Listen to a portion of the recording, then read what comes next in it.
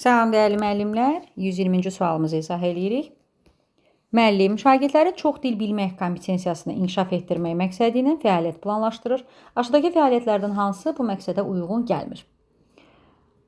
Müəllim şagirdin xarici dildə rəsmi məktub yazmağını tələb eləyir. Çox dil kompetensiyası formalaşacaq, xarici dildə rəsmi məktub yazacaq. A variantı aiddir. B-yə baxırıq. Müəllim fərqli situasiyalara uyğun xarici dildə müraciət formalarını müqayisə edir. Xarici dildə müqayisə aparır. Deməli, xarici dil bilgisi var ki, müqayisə aparacaq.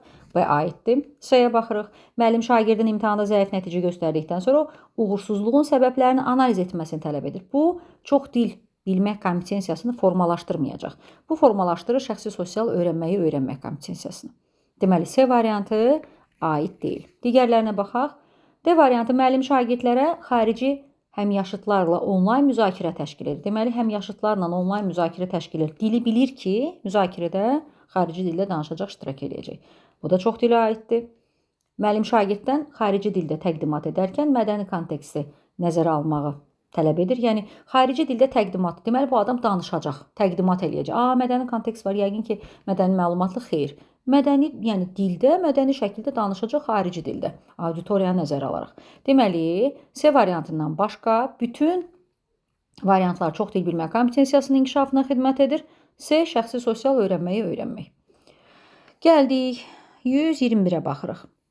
Müəllim şagirdlərin mədəni məlumatlıq və özünü ifadə etmə kompetensiyasını inkişaf etdirmək məqsədi ilə fəaliyyət təşkil edir. Aşağıdakı fəaliyyətlərdən hansı bu məqsədə uyğun gəlmir, gəlməyən soruşur. Baxaq. Müəllim şagirdlərdən müxtəlif mədəniyyətlərin incəsənət nümunələrini müqayisə etməyi tələb edir. Mədəni məlumatlığa aiddir. Müəllim şagirdlərə muzey ziyarətindən sonra refleksiya yazdırır. Bu da aiddir. Muzeydə gördüklərindən təsirlənib esse yazacaq, refleksiya yazacaq və s.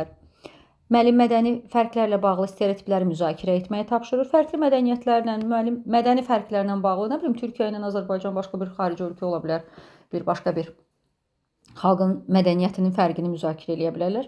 Bu da aiddir. Müəllim milli musiqi nümunəsini dinlədikdən sonra estetik xüsusiyyətlərini təhlil etməyi tələb edir. Bilirsiniz, musiqidir, mədəniyyətdir, ədəbiyyatdır, folklordur, incəsənətdir, muzey kimi şeylər. Bu şeylərin hamısı adət-ənənələr, mədəniyyətdə həmçinin mədəni məlumatlıqda toplaşır. Deməli, A, B, C, D mədəni məlumatlığa aiddir. Y yox. Niyə? Müəllim şagirdin yeni məhsul ideyası irəli sürməsi, bazar araşdırması aparmağın riskləri qiymətləndirməsini tələb edir. Hansı kompetensiyadadır? Sahibkarlıq. Yeni ideya, bazar araşdırmaq, riskləri qiymətləndirmək sahibkarlıq kompetensiyası. Deməli, cavabımız olacaq Y variantı.